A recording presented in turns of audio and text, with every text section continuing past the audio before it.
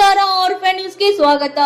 ಇಂದು ಧಾರವಾಡದ ಜಿಲ್ಲಾಧಿಕಾರಿಗಳ ಕಚೇರಿಯಲ್ಲಿ ಮಹಾತಾಯಿ ಕಳಸಾ ಬಂಡೂರಿ ರೈತ ಹೋರಾಟ ಸಮಿತಿ ವತಿಯಿಂದ ಕೇಂದ್ರ ಮಂತ್ರಿಗಳಾದ ಸನ್ಮಾನ್ಯ ಶ್ರೀ ಪ್ರಹ್ಲಾದ್ ಜೋಶಿ ದೆಹಲಿಯವರಿಗೆ ರೈತರ ವಿರುದ್ಧ ಬೇಡಿಕೆಗಳ ಪತ್ರದ ಮೂಲಕ ಮನವಿ ಕೊಡಲಾಯಿತು.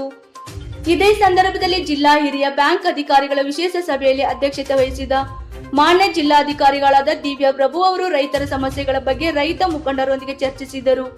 ಈ ಸಭೆಯಲ್ಲಿ Canara bank, SBI bank, bank of Baroda, KVG bank, Karnataka bank, KCC bank, union bank ಮತ್ತು LDM ಮ್ಯಾನೇಜರ್ ಪ್ರಭುದೇವರು ಹಾಗೂ ನಬಾರ್ಡ್ ಬ್ಯಾಂಕಿನ ಹಿರಿಯ ವ್ಯವಸ್ಥಾಪಕರು ಈ ಸಂದರ್ಭದಲ್ಲಿ ಮಾತನಾಡಿ, ರೈತರ ಬೆಳೆ ಸಾಲ ತೆಗೆದುಕೊಳ್ಳುವಾಗ ಕಬಾಕಿ ಆದರೂ ಅದನ್ನು ಗಣನೀಯ ತೆಗೆದುಕೊಳ್ಳದೆ CBIL ತೆಗೆದುಹಾಕಿ ಮರಳಿ ಸಾಲ ಕೊಡಬೇಕು ಹಾಗೂ 10 ಲಕ್ಷದವರೆಗೆ ಬೆಳೆ ಸಾಲಕ್ಕೆ CBIL ಅನ್ವಯಿಸುವುದಿಲ್ಲ ಮತ್ತು 10 ಲಕ್ಷದವರೆಗೆ ಸಾಲ ಕೊಡಬೇಕು ಅಂತ ಆದೇಶ ಮಾಡಿದರು.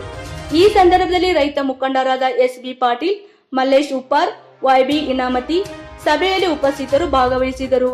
ವರದಿಗಾರರು Durgesh M, Bairammanavar, orphan news Gadag.